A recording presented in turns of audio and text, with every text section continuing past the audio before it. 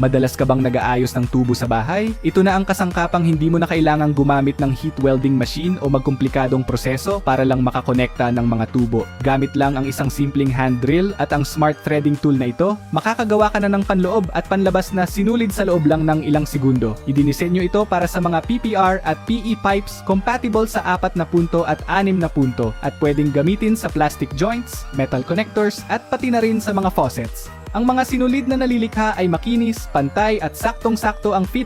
Hindi mo na kailangang gumamit ng Teflon tape at hindi ka na mag-aalala sa tagas o maluwag na koneksyon. Kumpara sa tradisyonal na heat treader, mas compact, mas mabilis at mas tipid ang tool na ito. I-clamp lang sa drill, iikot ng bahagya at bahala na ang tool na gumawa ng trabaho para sa'yo.